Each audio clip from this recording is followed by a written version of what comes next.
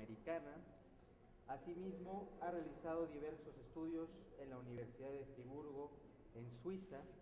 Es autor de diversos libros y artículos sobre temas filosóficos e históricos, entre los que destacan, que sería uno de los materiales para este curso, Tratado de Hermenéutica Analógica, de 1997, y Lógica y Metafísica de la Nueva España, de 2006. Ha sido colaborador y director de distintas publicaciones a nivel internacional y nacional, y es reconocido como uno de los principales filósofos de nuestra América. De 1979 a 1990 fue investigador del Instituto de Investigaciones Filosóficas de esta universidad, y desde 1990 es investigador del Centro de Estudios Clásicos del Instituto de Investigaciones Filológicas. Dio el giro para este instituto. En 1990 fue nombrado miembro primero de la Academia Mexicana de Historia, en 2000 de la Academia Mexicana de los Derechos Humanos y en 2006 del Seminario de Cultura Mexicana. También es miembro de la Academia Mexicana de la Lengua desde 1997. Entre las distinciones que ha recibido se encuentra el Premio Universidad Nacional 2000 de Investigación en Humanidades, otorgado por esta universidad.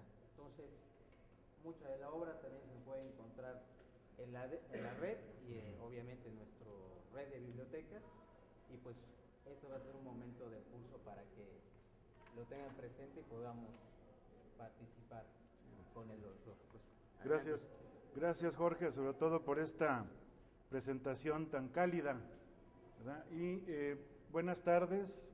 El doctor Dussel me invitó a hablar en esta sesión con ustedes, ¿verdad? Porque ambos trabajamos el concepto de analogía. Yo debo mucho de inspiración en lo que mencionaba Jorge, yo he llamado hermenéutica analógica. Bueno, ya aquí en la facultad le dicen la HA, ¿verdad? Ya como que la empiezan a conocer, y es la utilización de la analogía, ¿verdad? Inclusive encuentro también, igual que mi amigo Enrique Dussel, una dialéctica que está en la analogía, ¿verdad? Nada más que yo un poquito diferente. Ya me invitó un día a pelear, ¿verdad? A ver cómo me va, porque él es un gran dialéctico. Pero me pidió que hablara un poco de la historia del concepto de analogía.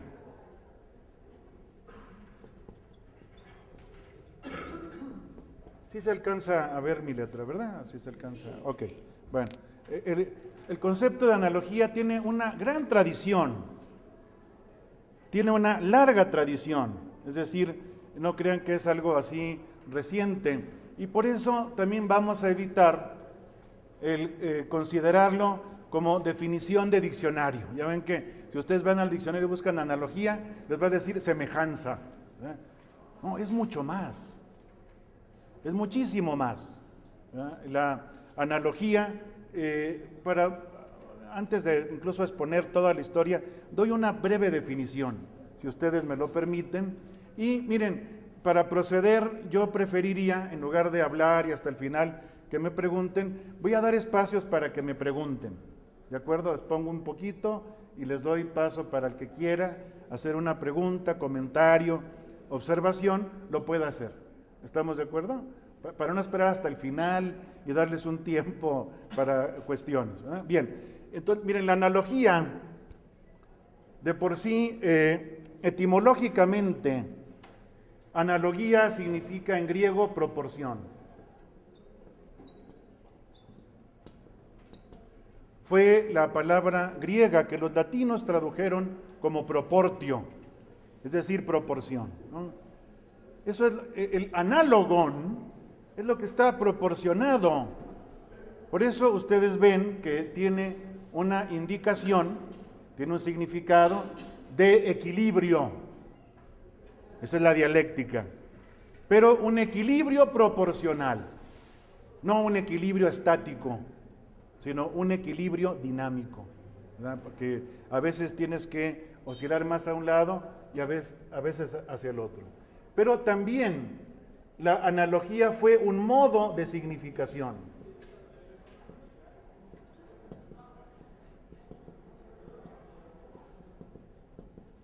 Que está entre el significado unívoco y el significado equívoco.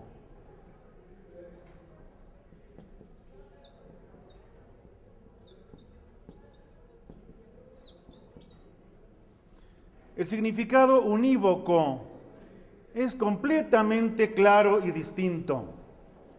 Es riguroso, incluso podríamos decir rígido, exacto, etcétera, etcétera, ¿no? El significado equívoco, al revés, es totalmente ambiguo, es confuso, oscuro, etcétera, ¿no? Ejemplo de significación unívoca, es lo que siempre viene en los manuales de lógica, ¿verdad? El hombre, siempre ya ven que ponen el ejemplo, ¿no? O Sócrates, pobre Sócrates, vamos a dejarlo descansar, el hombre, ¿verdad? El hombre es mortal, es unívoco, ¿no? Cada quien va a morir en diferentes circunstancias, momento histórico, lo que sea, pero todos vamos a morir. Esa es la univocidad, ¿no? Un significado igual, idéntico. Es la lógica de la identidad. En cambio, el significado equívoco es completamente irreductible. Por ejemplo, el que ponen también siempre en los manuales es gato, ¿no? Gato significa el animal doméstico, ¿no? Gato significa el instrumento, la herramienta, ¿no es cierto? ¿Qué más? El juego, ¿no? E incluso metafóricamente, una persona servil, ¿no? Es el gato de fulano, ¿no? También entra en la equivocidad, ¿no? Es el equívoco. En el caso, por ejemplo, de la equivocidad, ahí no podemos hacer ciencia ni filosofía. Se puede hacer pues, albures, ¿no? O chistes. El mexicano, no se hagan, el mexicano es un maestro de la equivocidad, ¿no? Sí, de la equivocidad. Y el Cantinflas era, pero el maestro, ¿no? Es la equivocación. O incluso también está tipificada como falacia de equívoco, ¿no? Imagínense, yo tomo en una premisa el término principal en un significado, en la segunda premisa de otra manera diferente, ya les gané. Y me van a ganar siempre, ¿no? El que maneje equivocidad en su razonamiento. O como yo le decía a un alumno mío, ¿verdad? Yo estuve, ya lo dijo, ya me descubrió aquí, Jorge, pero eso no puede uno checar sus currículas, ¿verdad? Que estuve en filosóficas, pues sí. Ahí fui profesor de lógica matemática durante 10 años, ¿verdad? Y era un reprobadero sabroso, ¿verdad? Sí, porque ahí es la univocidad, sí. Ahí, pues es aburridísimo, ¿no? Para toda X, qué sé yo, P entonces Q, entonces currucucú, ¿no? Esa era la univocidad. Ahí te sale o no te sale. Ahí no había, porque fíjense, ustedes pueden incluso ver, la univocidad fue de la modernidad. Pero ahorita, en la posmodernidad o tardomodernidad, nos hemos caído en la equivocidad. No sé si soy claro, ¿no? Porque está bien, yo creo, es aburridísimo para toda X, ¿y cuál es decíamos siempre ahí en filosóficas, cuál es tu argumento? ¿Verdad?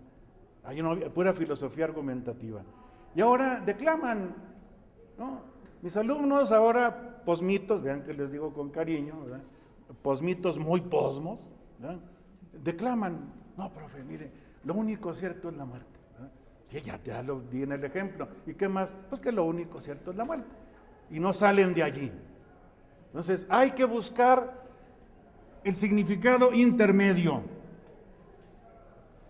que es el analógico.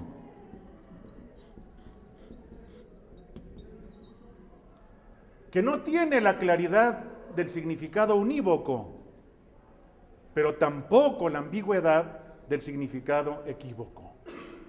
Y en lógica se permite hacer silogismo con términos análogos. Por supuesto con unívocos, pero el unívoco es casi un ideal. Es casi un ideal, ¿no? La mayoría de los términos filosóficos son análogos. Empezando por el ser, ¿no? Y pasando a todos los demás, el uno, el bien, lo que ustedes quieran, ¿no? Son términos que no son unívocos, por desgracia, pero tampoco equívocos, como los quieren hacer muchos en la actualidad, ¿no? Sobre todo, miren, lo digo porque después de la experiencia analítica fui a la hermenéutica. Ahorita estoy, por eso me pasé a filológicas, ¿verdad? Porque ahí en filosóficas, pues no, estaba como, era el sociorrollo, ¿verdad? Pero ahora en la hermenéutica hay ese peligro. El peligro es la equivocidad, el significado equívoco. ¿Cuál es un significado equívoco en la hermenéutica? ¿Qué es el texto? Lo que tú quieras. ¿Qué es? Sí, ¿qué es interpretar? Lo que tú quieras. Y yo sé que ustedes han oído esto de algunos alumnos míos que están dando clase en la licenciatura de hermenéutica, ¿verdad? Pero hay que evitar, ahorita yo creo que el enemigo en todos los frentes es la equivocidad, es el equivocismo tremendo. Tiene otro nombre actual, el relativismo excesivo, porque yo acepto que hay un relativismo de sentido común, sano. No se ve igual de aquí para allá que de allá para acá. Pero el relativismo extremo es la equivocidad de la que no hay salida. Bien, entonces esto es lo que quería poner como definición de analogía, ¿no? ¿Se ha entendido? ¿Va más o menos clarito? ¿Alguna pregunta que quieran hacer antes de continuar? ¿Va más o menos? ¿Sí? Fíjense, de hecho, la univocidad también tiene sus representantes, ¿no? La univocidad en la filosofía, pues han sido los positivismos. Yo lo viví, no la creíamos, pero pensábamos que la lógica matemática, la filosofía de la ciencia, es más, que la hermenéutica no servía, porque era equivocista, no es cierto. Por eso tuve que plantearlo de una hermenéutica analógica, porque si no, otra vez incurrimos en la pura relativismo. Una hermenéutica unívoca nada más te permite una sola interpretación, todas las demás son falsas. Fíjense qué reduccionismo. En cambio, una hermenéutica equívoca te permite prácticamente todas las interpretaciones son válidas, ¿no? Fíjense, es el otro extremo, igualmente pernicioso, no sé si ustedes lo ven, ¿no? Porque además en la hermenéutica equívoca en la que todas valen, y me encanta, como dicen algunos de mis alumnos, ahora profesores, todas las interpretaciones son válidas y complementarias, qué padre, ¿no? Pero le quitan al profesor el único placer que nos queda, que es el de reprobar, ¿no? Sí, porque te encargué un trabajo sobre Octavio Paz y me trajiste uno sobre Neruda, eran amigos. Así se presta la equivocidad a eso, ¿no? No se puede, no. En cambio, la analogía, fíjense qué importante, la analogía significa límites. Pones límites a la univocidad. La univocidad no pasa muchas veces, las más de las veces, de ser un ideal. Y la equivocidad es siempre el peligro. No sé si se ve, ¿verdad? Porque de veras, la univocidad, por ejemplo, un hermeneuta, amigo mío, me atacaba en este sentido. No. ¿Cuál hermenéutica analógica? La hermenéutica tiene que ser unívoca, porque todos queremos la interpretación. Así con mayúsculas, ¿no? Pero a ver quién la tiene. La interpretación, por ejemplo, de Platón. La interpretación de Hegel. Imagínense. No, peor, de Heidegger. Yo cada heideggeriano que conozco le pregunto, oye, ¿qué piensas de este otro heideggeriano? No entiende nada. Entonces, por eso les digo que no pasa de ser un ideal. En cambio, una interpretación analógica, una hermenéutica analógica, en lugar de decir que nada más hay una sola interpretación, o que todas son válidas, te permite un rango de variación. Hay varias que son válidas, pero jerarquizadas, que es lo que vamos a ver como analogía de proporción y analogía de atribución. La atribución es jerarquía, porque eso lo encontramos en todos lados. Hay un primer analogado y analogados secundarios, que miren, ojalá lo entendieran los directores de los institutos, ya está, ¿verdad? Y de las facultades también, ¿no? Que es el analogado principal, no el unívoco. Fíjense cómo se aplica incluso en filosofía política, ¿no? En ética, la mayoría de los términos, yo diría casi todos, que usamos en filosofía, no son unívocos, ojalá. Pero tampoco equívocos, porque ya te despachaste la filosofía, ¿no? Además, ahí vale todo, en la equivocidad todo vale. Y hay que buscar la analogía, que es incluso, yo les diría, lo más complicado que hay. Bien, ¿la definición está más o menos suficiente, señores? Bien, vamos un poco a la historia. Miren, yo comienzo siempre, para esto de la historia del concepto de analogía, desde los presocráticos. Claro, hay en otras culturas, no las conozco, no puedo hablar de todo, no soy todólogo, ¿verdad? Mi gran amigo Miguel León Portilla me decía, no, los nahuas ya tenían la noción de analogía, ¿no? Pues sí, Miguel, pero a ver, tú explícame. Le dice, sí, era el entre, ¿verdad? Era lo que está intermedio, lo que está en Epancla, no sé qué, bueno, pero no me voy a meter allí. Yo parto, fíjense, de los geniales pitagóricos. Los pitagóricos fueron los que introdujeron el concepto de analogía en la filosofía, porque era de las matemáticas. Recuerden que los pitagóricos eran grandes matemáticos. ¿Se acuerdan, no? Lo han visto en la historia de la filosofía. En primer semestre, profesores, señores, ¿no? En primer semestre lo han visto. Los pitagóricos se toparon, ellos querían ser unívocos, como buenos matemáticos, ¿no? Como buenos matemáticos, ya también ustedes los conocen, ¿eh? Porque fíjense, yo creo que hasta podemos ejemplificarlo. Hay personas unívocas, ¿no es cierto? Ya, ¿cómo sufren? ¿Y cómo hacen sufrir? Sobre todo, ¿ya? Sobre todo, hasta ya está. No piensen en sus parejas, ni nada de eso, no se vale ahorita decir nombres, ¿verdad? Sí, hay personas que no te aceptan ni siquiera una broma, vaya, ni una ironía. Pues imagínense cómo va a comprender una metáfora esa persona. Pues sí, aunque la vuelvas a batir, ni con terapia, ¿no? En cambio, también hay personas equívocas, ¿no? Pero no sirven. Oye, sí, ¿verdad? Pero lo contrario también, ¿no? Y lo contradictorio igual, ¿no? Pues hay personas así, pero no sirven, ¿no? Y ahorita, yo por eso les decía, la univocidad fue la modernidad. Pero ahorita la equivocidad es nuestra tardomodernidad o posmodernidad. Aguas. No todos, ¿verdad? Pero, bueno, no quiero aludir siempre a mis alumnos de aquí, que ahorita están dando hermenéutica. Cuento con que no les van a decir. que para ellos, ¿qué es la hermenéutica? La equivocidad. Los pitagóricos tenían ese ideal de univocidad, las matemáticas, ¿no? Hacer una filosofía matemática. Recuerden que incluso para ellos los entes eran números. O sea, ¿qué más exactitud se podía pedir, ¿no? Pero toparon, se les cayó su ideal de univocidad, de rigor, de exactitud, etcétera. Recuerden, en primer lugar toparon con los números irracionales.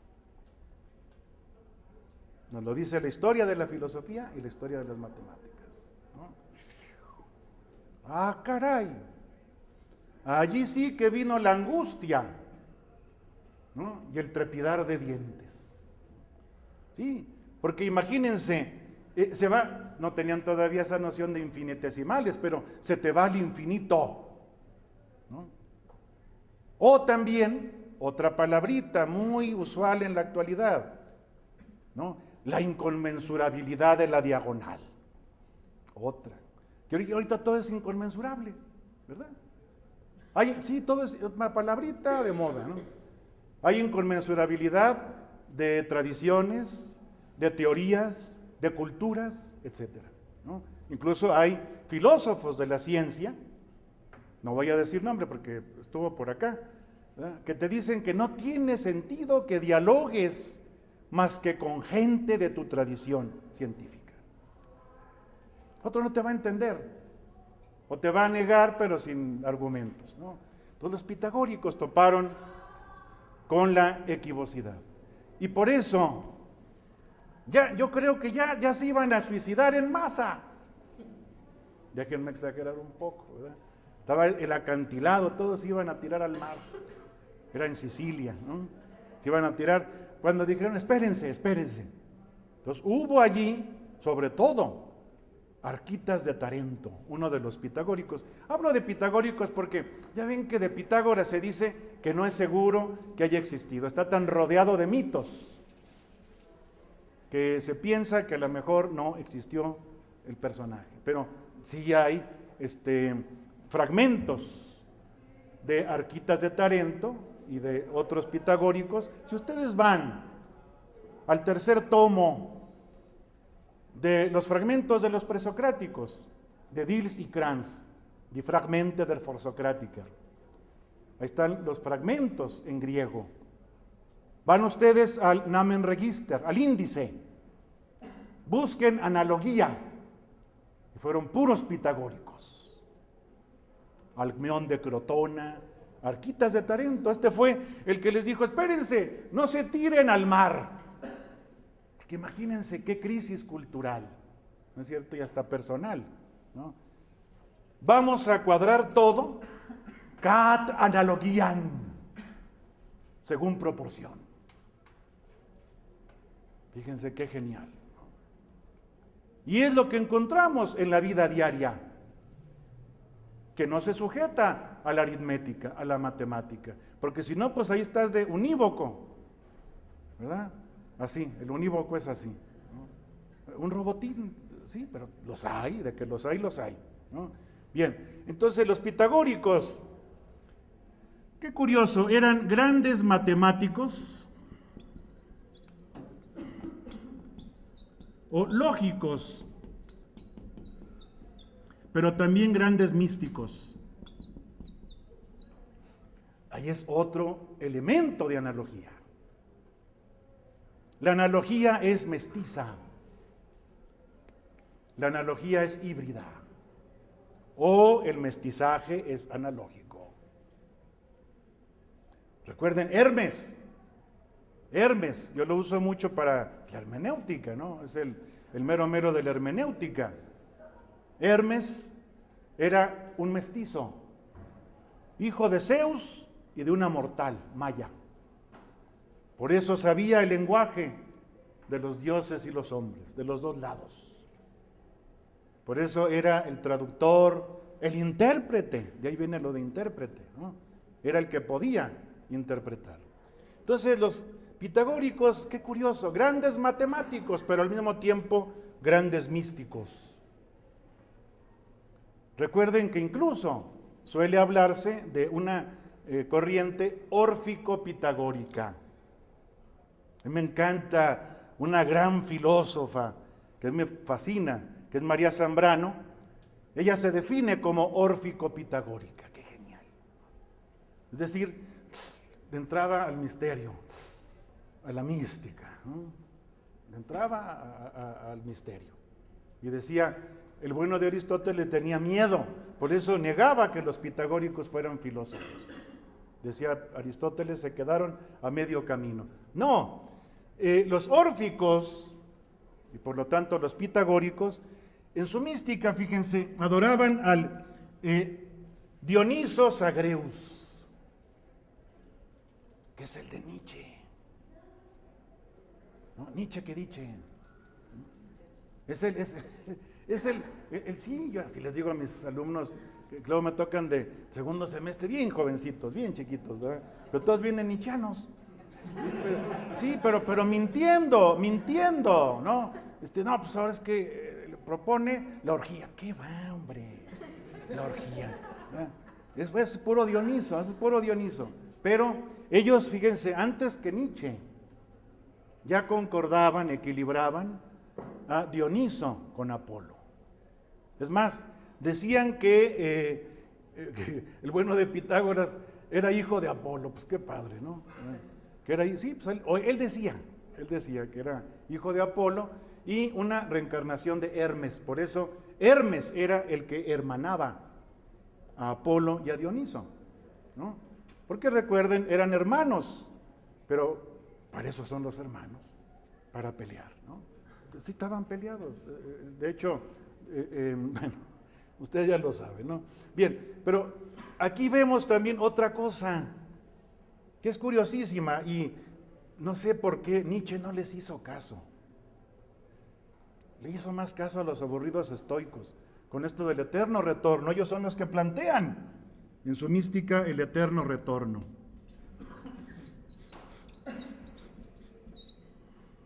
Fíjense qué curioso, porque allí Nietzsche se topó con un gran problema, que estos lo resolvieron, porque Nietzsche dice que es el eterno retorno de lo igual.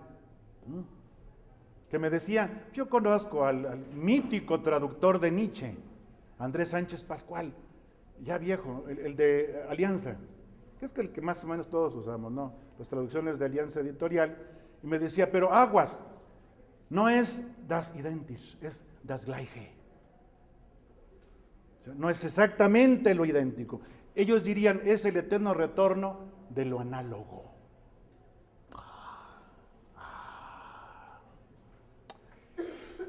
Ahí se ve, para que vean, ¿no? Lo picudos que eran estos presocráticos, ¿no? Los pitagóricos. Sí, eran bien analógicos. Ahora, vean incluso, qué curioso, fíjense, uno que ahorita recordé que también tenía este analogismo, era Wittgenstein, el genial Wittgenstein. Russell, que era amigo de Wittgenstein, ¿verdad? Porque cuenta en sus memorias que llegaba, el Wittgenstein llegaba a las 3 de la mañana y decía, óigame o me suicido. Pásale, loco. Sí, lo hacía pasar, ¿verdad? Sí, así llegaba, pues así hay filósofos, ¿no? De veras, miren, el mismo Wittgenstein tenía la frase, la filosofía es un infierno, para que ustedes le bajen. O sea, analogía, señores, analogía, ¿no? No univocidad, la univocidad revientas, pero la equivocidad también, así que la analogía es la que nos queda como perspectiva. Russell escribe un libro que se llama Mysticism and Logic,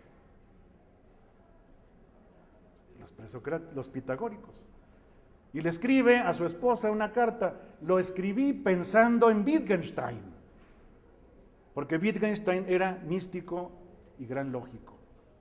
O sea, ese es el análogo, fíjense, qué curioso, ¿no?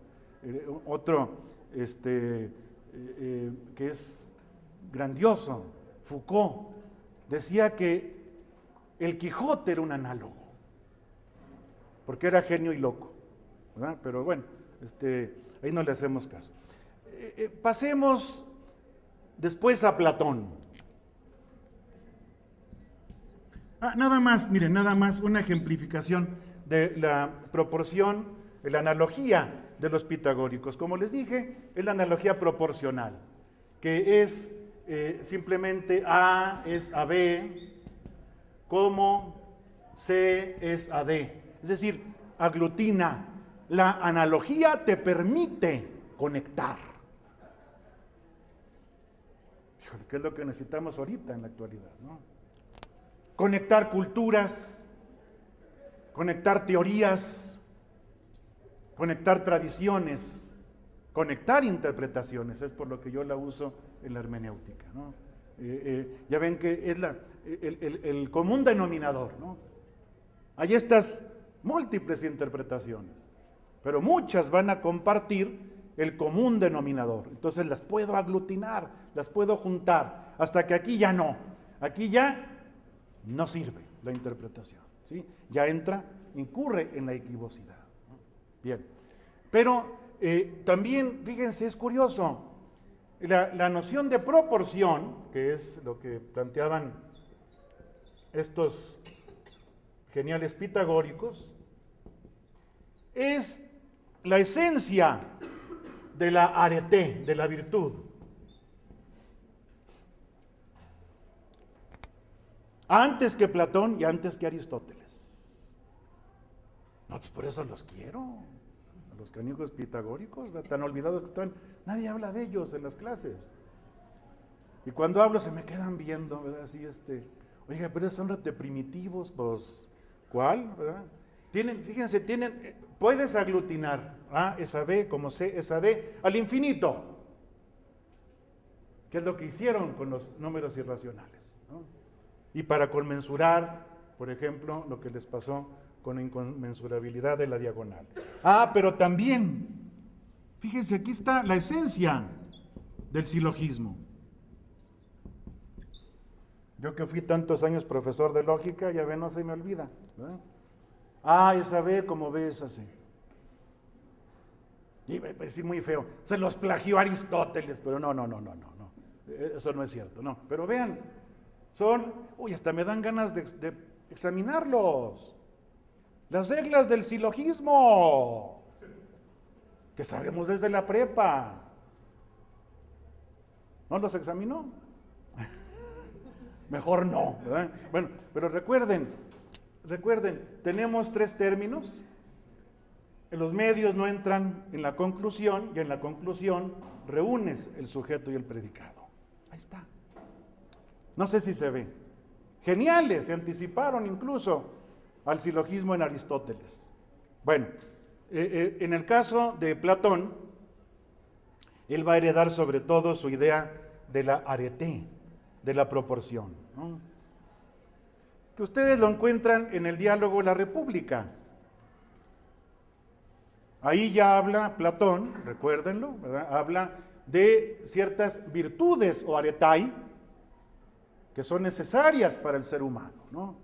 La frónesis, la prudencia, la frónesis o la prudencia, ¿verdad? Que no es otra cosa más que, ¿qué? Sentido de la proporción, ¿no es cierto? De hecho, la virtud, la arete, es sentido de la proporción.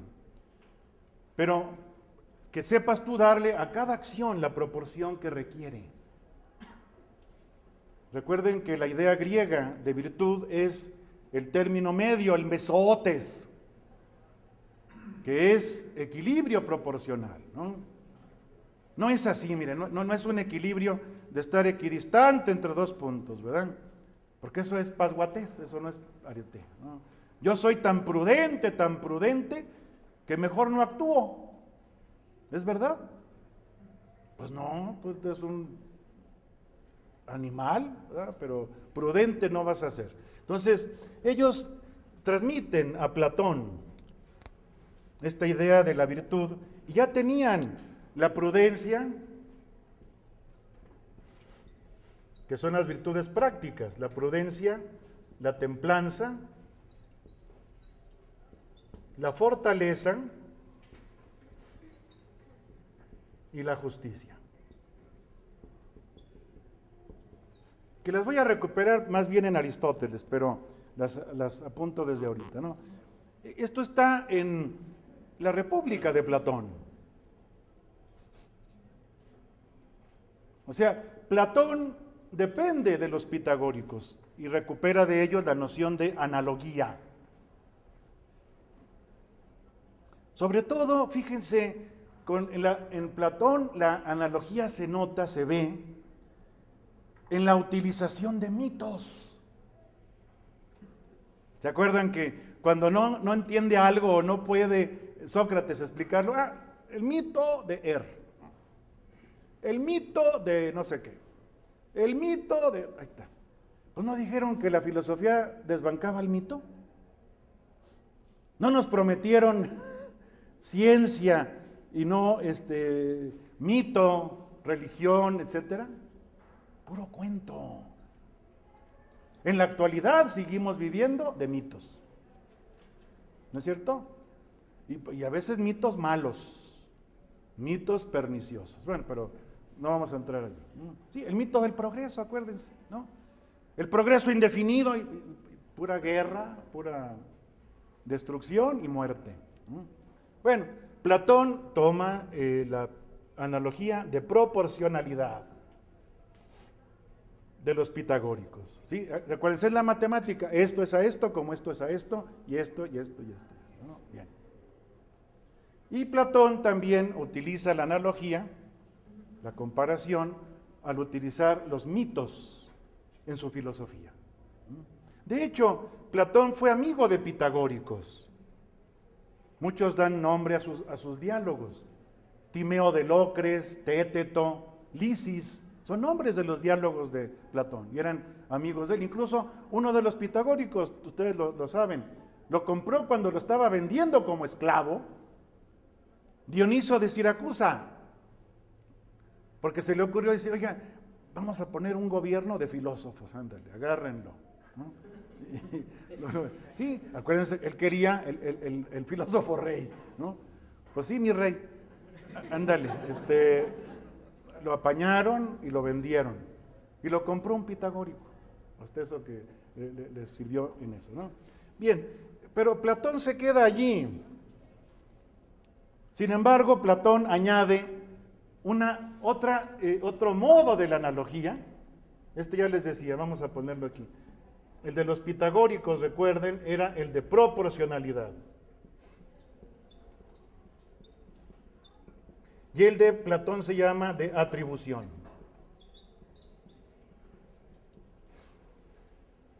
Es decir, Platón tiene una concepción del mundo, una concepción jerárquica. ¿Se acuerdan? Las ideas, los seres y al final la materia. La pobrecita estaba hasta en el hoyo. Era lo más innoble, lo más indigno, etcétera, ¿no? Y en cambio lo superior, ¿se acuerdan? Lo supremo eran las ideas de Platón. Cada cosa tiene su idea. ¿Dónde, Platón? En el hiperuranios, o sea, en el cielo más allá del cielo. Ah, muy bien, ¿verdad? O sea, apenas podían ver el de aquí. Imagínense, lo que dijera Platón era bueno, ¿no? Él planteaba que cada cosa tiene su idea en el topos hiperuranios. Sí, ahorita me acordé, ustedes se acuerdan, ¿no? La teoría de las ideas platónicas viene precisamente en la República, ¿no? ¿Se acuerdan el mito? Otra vez el mito de la caverna, ¿no? Los que ven sombras y no sé qué, y los que no pueden ver la luz y no pueden ver las ideas, tienen que conformarse con las sombras, etcétera, etcétera. Y una alumna mía me comentó, me dijo, hija, yo doy clase en una prepa y les pregunté, explique la teoría de las ideas de Platón, ¿verdad? Y un cuate me puso, sí, se gestó en la taberna de Platón. Dije, ponle 10. Sí, ese sí era filósofo, ¿verdad? Porque vean, ese sí, pero las ideas eran lo máximo, ¿no? Eran lo máximo. Después venía el mundo físico y luego ya la materia al final, ¿no? Abajo. Entonces, por eso tiene una teoría de la analogía que es jerárquica. Bien, todo esto pasa a Aristóteles, vamos un poquito rápido. Todo esto pasa a Aristóteles. Es que fíjense, yo todo esto lo explico en un semestre y aquí quieren que en una clase lo agote y hasta hable también, me decía Enrique de Peirce, que es mi gran amigo, pero pues quién sabe si alcancemos, ¿no?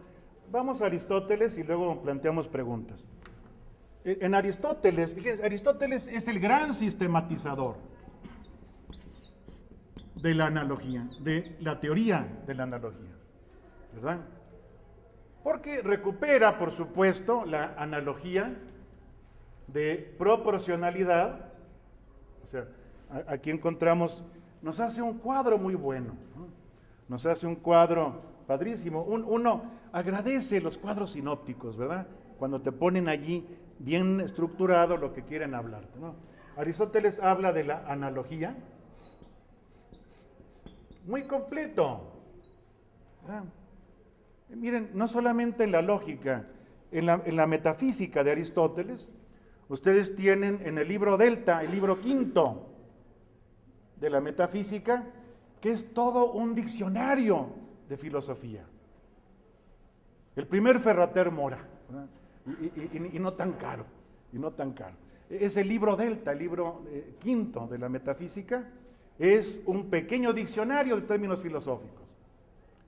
Y me encanta, de cada uno de ellos dice Aristóteles, de este término, ente, por ejemplo, el ser, polajos legetai. Se dice de muchas maneras. Alakai prosgen. Sin embargo, según un orden.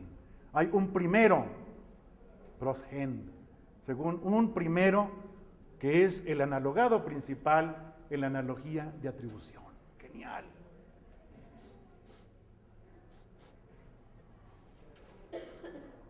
Ya me salió lo del Centro de Estudios Clásicos, ¿verdad? Ya me salió lo de clásicos de Aristóteles. Esa es la palabra, el prosgen, para él, ¿no? Entonces la analogía la ve como de proporcionalidad, que es lo que me pedía Enrique que les explicara con más cuidado, los tipos de analogía. Analogía de proporcionalidad y analogía de atribución.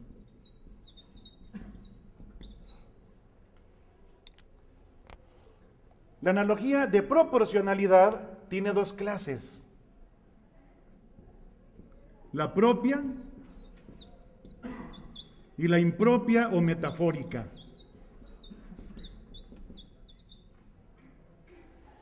O sea, la propia no utiliza tropos literarios, figuras de discurso, como lo es la metáfora, que sería la proporcionalidad impropia, ¿no? El ejemplo de Aristóteles para la proporcionalidad propia pone muchos, ¿no? Recuerden que era un gran biólogo, pues, había sido médico, y él dice, hace la proporción, ¿no? Las aletas son a las aves, lo que las alas a los pájaros, lo que las patas a los cuadrúpedos. Fíjense, que de hecho es un procedimiento en la ciencia. Este tipo de hacer proporción para... ya lo hacían los pitagóricos.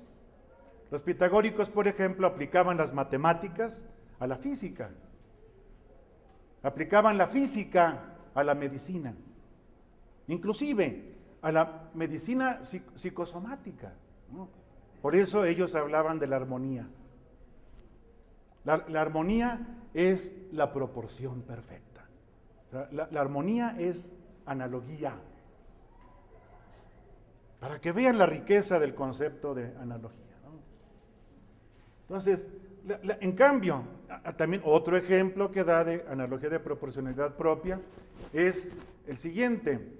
Las raíces son al árbol lo que los cimientos a la casa. Fíjense, te explica, te da explicación, ¿no? Y también la analogía de proporcionalidad metafórica o impropia, porque el ejemplo que pone es el prado ríe, que es una metáfora, ¿no? El prado no está ahí a carcajadas, sino que, ¿qué significa el prado ríe? Que está florido, ¿no? Y hacemos la siguiente proporción. Las flores son al prado lo que la risa al hombre. ¿Se entiende? Haciendo esa proporción entiendes la metáfora. Si no, te digo, vas a tener alumnos que no entienden las metáforas, que ya tienen estragada la capacidad simbólica. Yo les ponía una vez un ejemplo, el viento se recostó en la pradera, que es metáfora. ¿En cama o en hamaca? No, mira, piénsale, ¿verdad? Piénsale, ¿no? Sí, porque de veras, fíjense, la metáfora es una de las formas de la analogía. Y ustedes que andan de poetas allí, ¿no? Y ni lo sabían, ¿no? Andan haciendo poesía, ¿no? Porque muchos creen que la metáfora es equivocidad y no es cierto.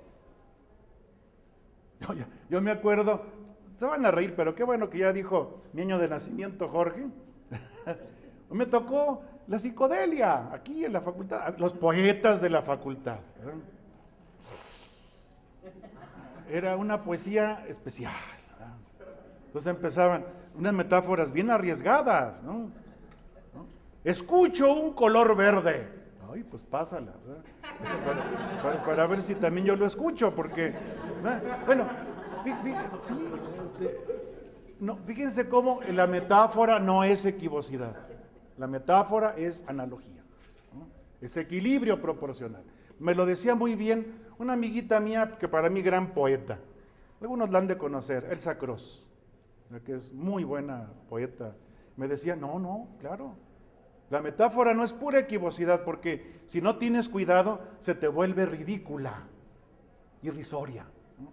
Da risa, en lugar de servir, ¿verdad? Porque la metáfora es como lo principal de la poesía. Y como me decía un buen amigo mío, para mí también gran poeta, Gabriel Said, me decía, Gabriel, ¿no te ha pasado que hay veces que lees un buen poema y andas contento todo el día? ¿A poco no? Andas contento todo el día, ¿no? Claro, hay que hacer también que los filósofos lean poesía. No más falta que no lean, ¿verdad? Bien, vamos a la analogía de atribución. La analogía de atribución, como les decía, es jerárquica. El ejemplo de Aristóteles es el predicado o atributo sano. La salud, pues.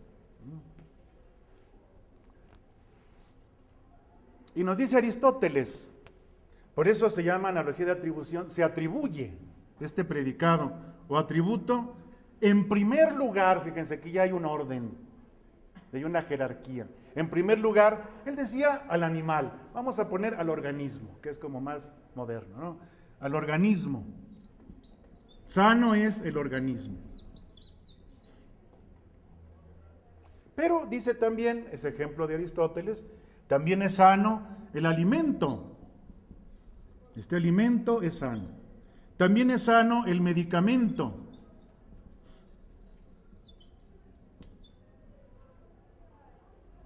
También es sano el clima. Incluso, dice Aristóteles, ya en términos de metáfora, también una amistad es sana. ¿No es cierto? Bueno, nomás, no nos dice Videgaray que tenemos una economía sana, pero es muy metafórico. Eso sí es como muy lejano, ¿no? Pero ven cómo va decreciendo, se ve, ¿verdad? Va en la jerarquía, va bajando, hay un analogado principal, o sea, miren, todos estos son análogos. No nada más hay uno, porque alguna vez me han objetado, pero no.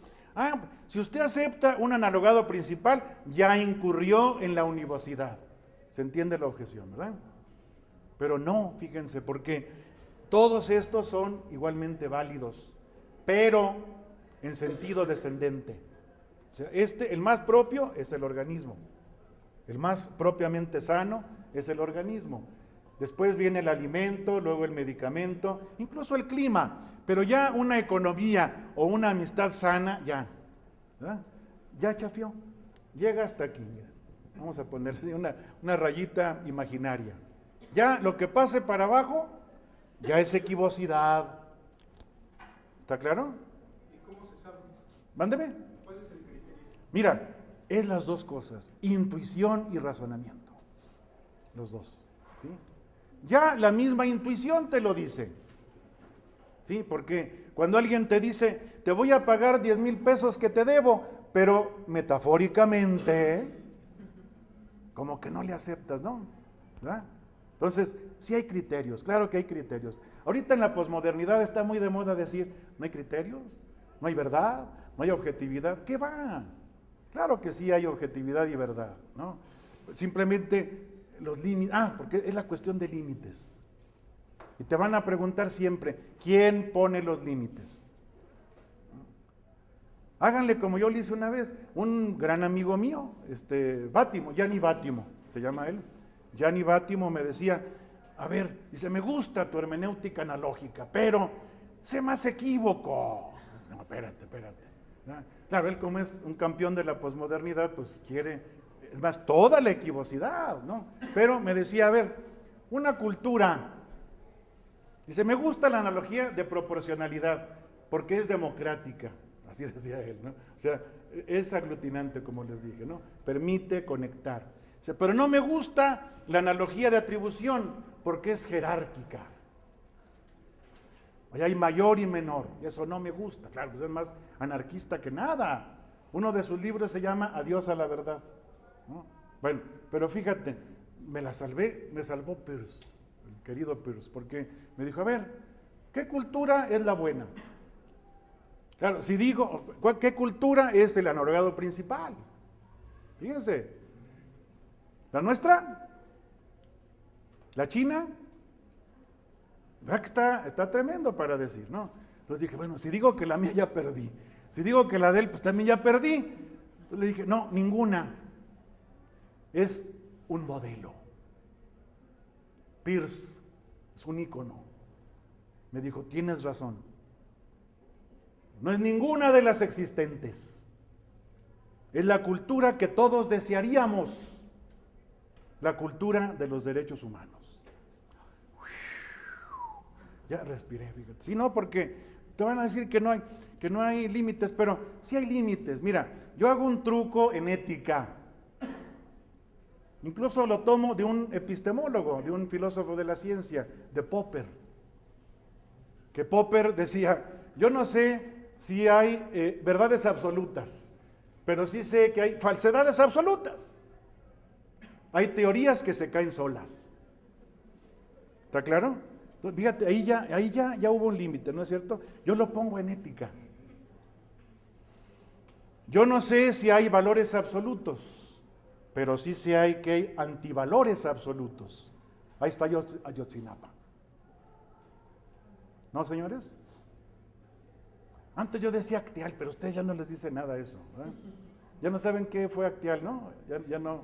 Sí, porque yo decía, no, una vez me salió un cuate que negaba la dignidad humana. Que no, yo no acepto derechos humanos, eso es invento occidental, invento europeo. Le dije, no, espérate.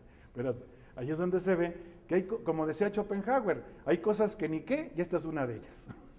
Sí, hay cosas que tienen que ser universales, porque si no, nos lleva a la trampa, señores. Le dije, ¿a poco tú no aceptas dignidad humana? No. Ay, híjole, ahora sí que hago. De veras cuate, ni con terapia. Sí, tenías que volverlo a batir. Entonces, mira, o sea, un recurso retórico, ¿no? Me lo llevé a echar unas chelas y aceptó. Sí, porque me decía, no, es que yo niego todo por principio. Ay, no. Entonces, tampoco así. Discutíamos y le decía, no, espérate, hay que actuar con lógica. Yo tengo mi lógica. Pues siempre voy a perder con él, ¿a poco no? A ver, ¿y cuál es tu lógica? Formal, dialéctica. No te digo. Pues no, ahí sí. Pues ya me di cuenta de que estaba, pues, furioso, ¿verdad? Era, sí, rabia adolescente. Pues, ¿por qué no? Ándale, vente, vamos a echar unas chelas. Me aceptó hasta la metafísica. Como decían, mire, es la metafísica, me decían. Pero yo creo que se puede poner límites, fíjate. No es límite la muerte. No es límite la enfermedad. No es límite la pobreza. Y te dicen que no hay límites. ¿Qué irresponsabilidad ética y hasta política? Yo no quiero esa irresponsabilidad. Por eso les digo, tanta equivocidad posmoderna, por eso planteé la hermenéutica analógica. No sé si está viendo. ¿Se ve más o menos? Esa es la tirada, como dicen vulgarmente los muchachos, ¿no? O vamos a decir, como dice Paul Ricoeur, la intencionalidad, ¿no? del intérprete. Bien. Entonces, ¿sobre esto alguna pregunta? ¿Algo que no haya quedado claro, que quieran que insista en ello, o algún comentario? Sí queda más claro, ¿no? Porque, fíjate, y es muy amigo mío, Bátimo, pero es bien, puro relajo, ¿no? Como es un gran posmoderno, ¿verdad? Ya con 3 tequilas te acepta también, fíjate, pero él es tequila. Con él tiene que ser tequila, ¿verdad? Con Bátimo. Con aquel chavo pues eran chelas, ¿verdad? Más fácil. Pero me decía, no, mira, sí hay fundamento, me decía Bátimo, pero pícolo. Bueno, pues ya con eso, ya qué más quiero, ¿no? Para empezar. Es la idea, fíjate, con que puedas plantear como diríamos, una cabeza de puente para poder edificar. Ya con eso. Y antes yo les decía, y de veras, fíjense, me quedaba esperando, dije, a lo mejor hay un loco por ahí que levanta la mano. Y decía, a ver, ¿qué no es un antivalor absoluto? Acteal. Y nadie me decía que no. Bueno, seguimos la clase. Ya, fíjate, podía edificar, podía plantear. O también, tuve un grupo miren, yo no he visto tanto heideggeriano por metro cuadrado como en la UNAM y en nuestra facultad, ¿verdad? Entonces, no, que quién sabe qué, que no. A ver, ¿quién ha tenido la experiencia de la Lichtung? ¿No? De la iluminación heideggeriana, la mística, ¿no? Sudaba, dije, no faltará en una clase. Pues, tráiganse a la camisa de fuerza, ¿no? Si te levanta la mano, nunca me han levantado la mano, hasta eso, ¿no? Entonces ya, eso es límite, con eso puedes construir, no sé si me explico. O sea, un límite no está dado ni meramente construido, las dos cosas, esa es la analogía. El límite, no solamente, porque te van a decir platónicamente, no, es que ahí está, pero no lo quieres ver. No, hay algunos que sí, ¿verdad? Pero, por ejemplo, en filosofía analítica, las clases naturales, ¿no? Quine y Putnam. Yo me acuerdo, pues había una vez, eso sí, de veras, pues son cosas que pasan, ¿verdad? Tuve un alumno aquí en la licenciatura que era solipsista, como Descartes, o sea, él es el único ente en el universo. Sí, dije, sí es filósofo. Sí, no, de veras, y me decía, antes de que sigas, demuéstranos que existimos. Pero además, metafísico, ontólogo, ¿verdad? Eso sí ya, pues no, miren, no lo podía yo convencer porque no me aceptaba nada. Ustedes saben que por teoría de la argumentación, si no te aceptan las premisas, no puedes concluir nada. Tienes que negociarla, ¿no? ¿Me aceptas? Yo, miren, así, ¿verdad? ¿Me aceptas? No. ¿Me aceptas tal otra cosa? No, ¿verdad? Hasta que me dijeron los mismos alumnos, no le haga caso. Siempre sale con alguna locura. No, pero yo le puse el argumento de las clases naturales. Es fuerte. Se llama el argumento darwiniano. Si no tenemos, fíjense, similitud, analogía, si no tenemos cierto espacio de similitudes, ya habríamos desaparecido como especie. Imagínense una tribu que no sabe distinguir entre hongos venenosos y hongos comestibles. Ya se los llevó, ¿verdad? O el ejemplo de Quine es entre gato y tigre, pero se me hace que no distinga entre un gato y un tigre, pues ya, ahora sí que al tigre, ¿verdad? Sí, dice, desaparece el ser humano como especie. Yo le dije eso y me dijo, bien padre, fíjense, el ontólogo, el metafísico, aquel alumno me dijo, mire, le dije, ya te convenciste. Ya me dio una lucecita. ¿A poco no está bien padre, verdad? Ya me dio una lucecita, ¿verdad? Ya piensa que no es la única persona en el universo, ¿no? Porque pues los demás, ¿qué seríamos? Una alucine o un mal sueño, ¿verdad?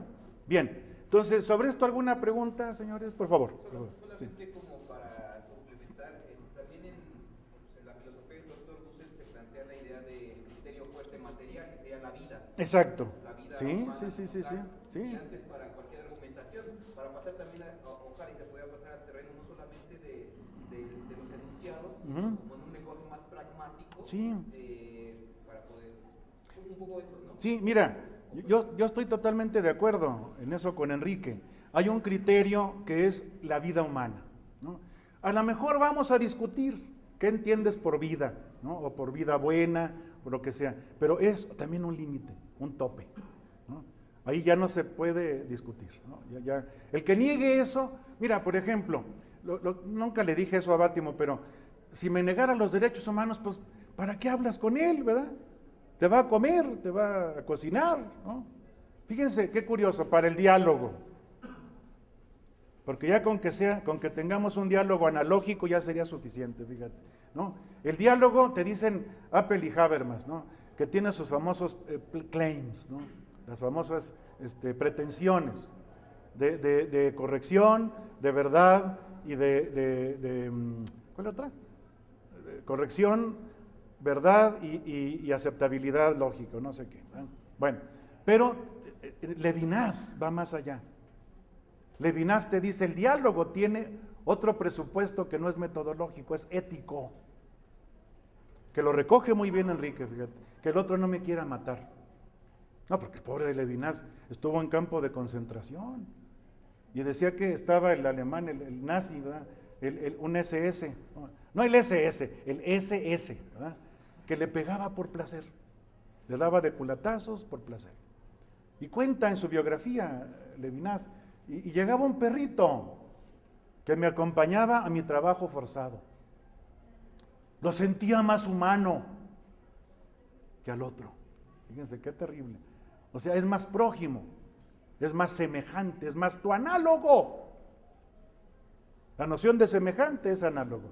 Fíjate que una vez, pues no sé, yo creo que andaba un poco extremo, mi amigo Enrique, me decía, oye, ¿no se te hace que el otro de Apple y Habermas es unívoco? Y el otro de Levinas es equívoco. Espérate, pero sí un poco, fíjate, porque el otro para Levinas es el que está más allá, el totalmente otro y no sé cuánto, ¿no?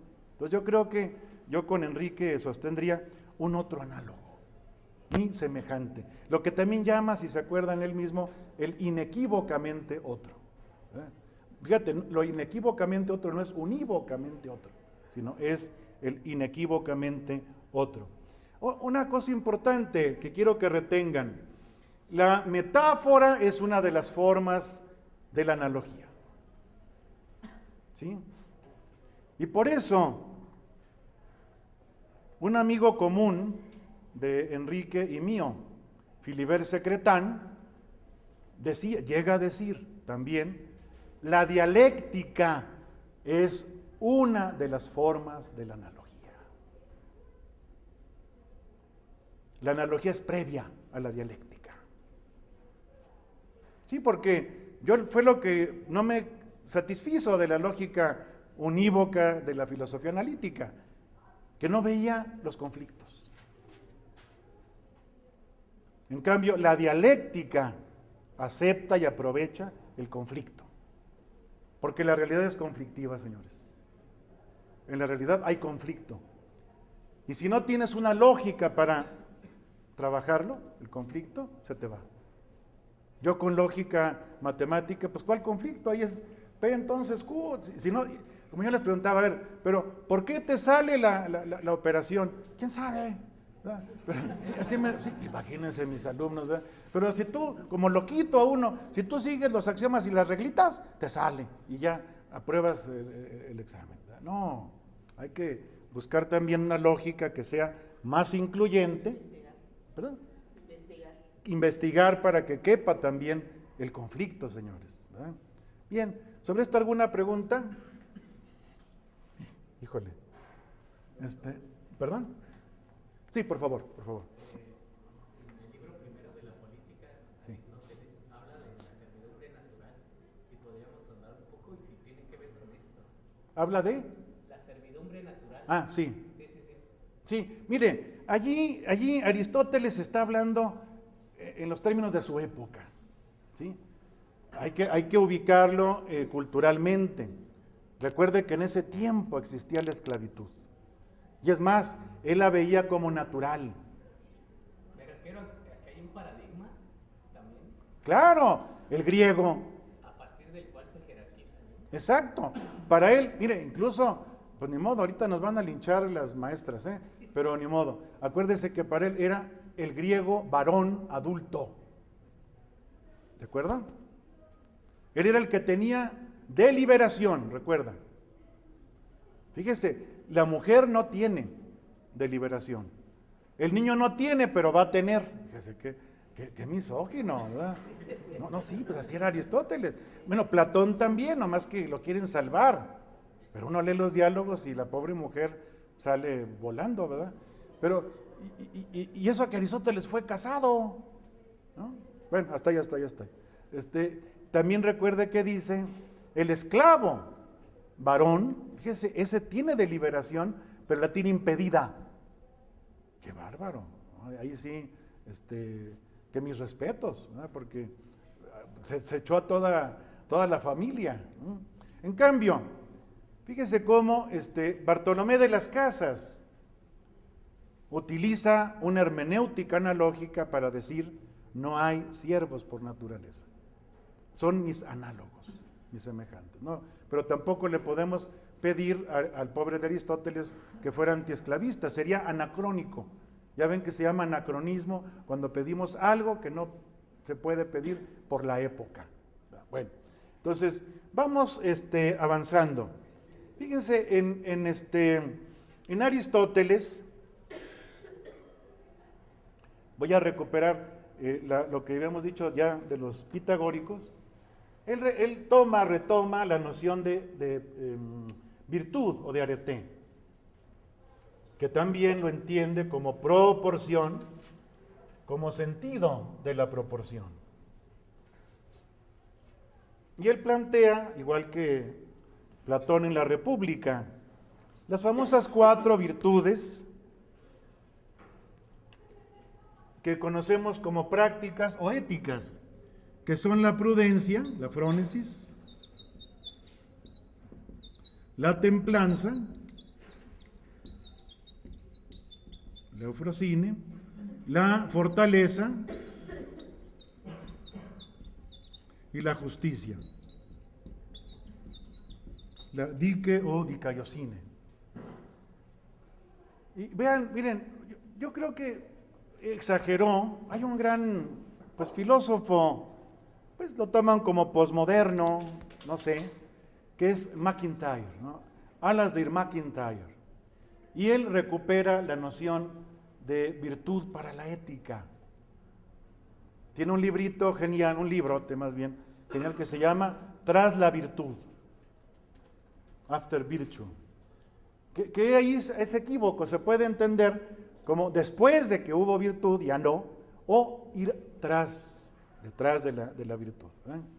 Y él recupera, porque yo no me imagino, fíjense, no me explico, está volviendo mucho a la filosofía la noción de virtud, ¿no? Por ejemplo, éticas de virtudes hay muchísimas, no solamente esta ética de este autor posmoderno, MacIntyre, sino también de filósofos analíticos, ¿no? Huygens, Elizabeth Anscombe, Philippa Foot, Thomas Gitch, muchos, Bernard Williams, dicen, lo único que nos puede funcionar es una ética de virtudes. Yo sé que Enrique la critica, el doctor Dussel la critica, porque hay el peligro de que no entiendas o no sepas qué virtud va de veras a propiciar y a fomentar la vida. Pero creo que son compatibles. Yo creo que son compatibles, ¿no? A mí me gusta mucho la idea de virtud, porque la virtud es práctica. Ya ven que ahora andan mucho con la educación en valores, ¿eh? Pero los valores son abstractos. En cambio, recuerden, el gran axiólogo no fue Max Scheler. Y Max Scheler decía, ¿cómo capto los valores? Por intuición. Y lo peor, por intuición emocional. Híjole, ahí sí no habría discusión, no habría posibilidad de argumentar, ni discutir, ni nada, ¿no? ¿Por qué yo intuyo A y tú intuyes no A? Pues defecto de fábrica, te va a decir, ¿verdad? Porque tú intuyes mal. No, yo creo que allí sí nos puede ayudar mejor una formación en virtudes, que es complementaria de la educación en valores. Pero vean, la prudencia, la frónesis en Aristóteles es la que propiamente te da el sentido de la proporción. Por eso él la llama la puerta o la llave de las virtudes, la prudencia, ¿no? Y la prudencia consiste en darle a cada acción la proporción que necesita, la que debes de darle, ¿no? Es el sentido de la proporción. Recuerden que para él se incurre en vicio, se abandona la virtud por exageración o por falta, ¿no? Por ejemplo, una cosa es la valentía, pero otra cosa es la osadía. Ya es la exageración. El osado es el que agarra la moto y se estampa, se mata, ¿no? Bien. Ahora, la templanza también es proporción. Es el sentido de la proporción en la satisfacción de las necesidades. O sea, comer y beber, ¿no? Porque pues también de repente un alcoholito cae bien, ¿no? Pero con proporción, ¿no? Hay que tener ese sentido de la templanza. A mí me gusta mucho un gran filósofo político, Norberto Bobbio, que le dio un sentido social a la templanza. Tiene un libro que se llama Elogio de la Templanza y otros ensayos. Y genial, le da a la templanza un sentido social, incluso político, es dejar para los demás. Fíjense qué importante, dejar para los demás. No que ahorita que ya tiene uno hambre, ¿verdad? Que luego llega uno a comer y ya se acabó, ¿verdad? Sí, llegaste tarde, ¿no? Esa es la intemperancia. En cambio, la templanza, según Bobbio, que con sentido social y político, es dejar para los demás. O sea, pensar, fíjense, es una virtud política, no nada más personal, de, ay, sí, yo todo el tiempo estoy a dieta. No. Es tu proporción. Porque además tiene que ver con la justicia. Ándele, dijeron que todos, a cada quien, un bolillo. Oiga, míreme, véame, ¿no? Yo necesito más. Me da un bolillo y le aguanto hasta las 6, nada más, ¿verdad? A la merienda, ¿no? Entonces, también la templanza es sentido de la proporción. La fortaleza igual. La fortaleza también es sentido de la proporción. Recuerden que para Aristóteles tiene que ver con el irascible, ¿no? ¿Cómo se llama? Él hablaba del amor irascible y el amor concupiscible. El irascible es el que te hace darle al resistir o al atacar la proporción que necesita, que se debe para cada quien. Y finalmente, pues la justicia. La justicia es pura proporción, pura analogía. Por eso me encanta que Dussel incorpore la noción de analogía a la filosofía política o a la ética social, da igual, ¿no? Porque la justicia es pura analogía, sentido de la proporción. Recuerden, hay 3 tipos de justicia. La justicia conmutativa, la justicia distributiva y la justicia legal o general. La justicia consiste en general a que a cada quien se le dé la proporción que se le debe, o en otros términos, que se le respete su derecho. Ahí está la porción. Proporción es el equilibrio de las porciones. A cada quien le das la porción que se le debe, el derecho, le respeta su derecho. Por ejemplo, en la justicia conmutativa, es la más simple, es el intercambio, decía Aristóteles, es la que se da entre particulares. Claro, pueden ser personas o pueden ser empresas, lo que tú quieras, pero consiste en cobrar lo que es justo por un bien o un servicio y pagar lo que es justo por un bien o un servicio, ¿no? que es lo que se ve, por ejemplo, en los contratos. Los tratos y los contratos. Esa es la justicia conmutativa. Es muy lineal, no tiene mucha complicación. Pagas lo que se debe y te tienen que cobrar lo que es justo. Por eso había tratados del precio justo. La que es más complicada es la justicia distributiva. Allí sí, ¿no? Aristóteles decía, pero nos vamos a meter en eso, muy pitagórico. La conmutativa es una proporción aritmética, la distributiva es una proporción geométrica y la legal es una proporción armónica. Mejor no nos metemos allí, ¿no? Pero sí les puedo decir, la distributiva también es sentido de la proporción. Fíjense que antes la justicia distributiva se entendía como es entre el Estado y el individuo. O sea, el Estado repartía los bienes comunes entre la gente. Y se entendía por eso los cargos. Pues ahorita no hay justicia distributiva, señores, ¿verdad? Los cargos, cargo de director. Yo estuve en una terna, tenía el mejor currículum y no quedé de director. No, me faltaron padrinos, ¿no? Que eso es como más analogado principal, ¿eh? Hasta ahí. Sí, de veras, pero con mucho tenía el mejor currículum y no quedé. No me lo expliqué ya cuando me dijeron, no, pues quedó el otro. Ay, bueno, no hay justicia distributiva. La distributiva ahora se entiende más bien como dar igualdad de oportunidades. ¿Sí?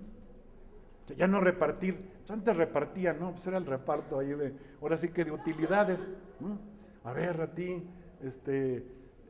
tal principado, tú marqués, tú duque, etcétera, etcétera. No, aquí ahora, después de Rawls, John Rawls, se entiende como distribución de oportunidades, ¿no?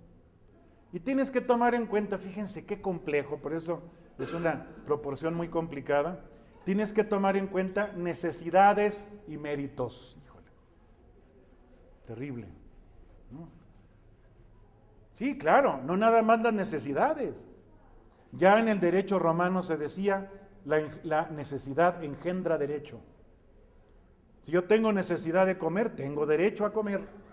Si yo tengo necesidad de respirar, tengo derecho al aire, al agua, a la alimentación, a lo que tenga necesidad. Qué bonito. Ay, esto se olvidó desde hace mucho. Pero también méritos. Fíjense qué complicado. Porque si no tomas en cuenta los méritos, nadie hace nada. ¿Está claro? No, pues yo trabajé más, me tocó lo mismo, ¿verdad? Pues nadie va a querer, por eso al director se le da un sobresueldo, ¿verdad? ¿No? Bueno, y otras cosas, ¿verdad?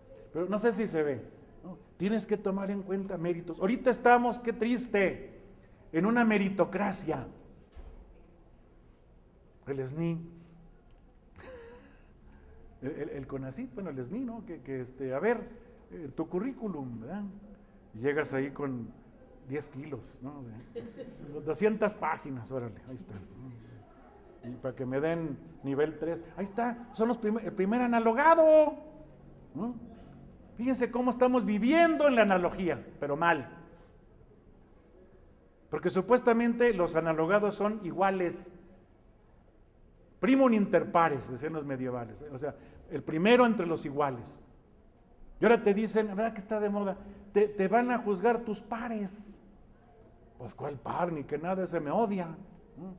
Me va a negar mi proyecto, me va a decir, además, ¿quién le dijo que él sí es científico y yo no?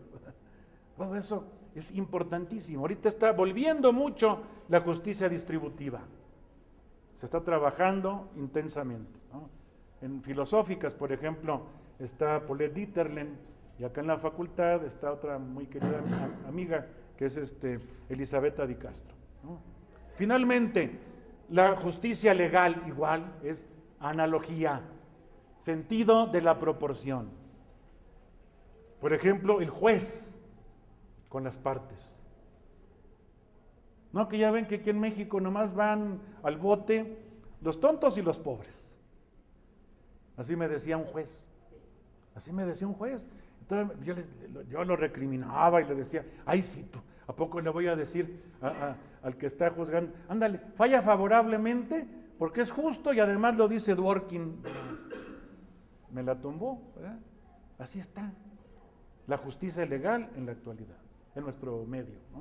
No, tiene que ser proporción. Y antiguamente incluso se pensaba que la proporción favorable estaba con el pobre, con el necesitado. ¿Y a poco ahora es así? Fíjense cómo nos falta recuperar ese concepto de analogía para poder tener noción de bien común. Híjole, ya, es que a mí me sueltan hablando, Jorge, y no me hizo ninguna seña, ni nada. Pero quedé de parar ahorita para que hiciéramos comentarios, preguntas, algo que quieran que yo profundice, o comentar lo que ustedes quieran, ¿no? Lo que no se haya entendido, lo que quede por ahí, que no quede nada en el aire. Nomás una cosita rápida, miren, ahí, ¿no, verdad? Yo dije, ¿eso es unívoco o equívoco? No, miren, por ejemplo, para que entiendan más lo de una hermenéutica analógica. Esto aplicado a una hermenéutica analógica en la actualidad, la analogía de proporción o proporcionalidad me ayuda a aglutinar diferentes interpretaciones, pero que se pueden compaginar. Es decir, en una hermenéutica unívoca, ¿cuántas interpretaciones válidas hay? ¿Se acuerdan? Una sola. Oye, qué reduccionismo. Y todas las demás son falsas. Así pensábamos en la filosofía analítica muy positivista. Estoy hablando de lo que he vivido. Y nos la creíamos. Decíamos, sí. En la ciencia hay una única descripción del mundo, la última más científica, y las demás son falsas, ¿no? ¿Qué va? Se pueden también coordinar diferentes tipos de interpretación, pero aplicando la hermenéutica, la analogía de atribución, tenemos una jerarquía entre las interpretaciones, ¿está claro? Esta es principal analogado, no la única.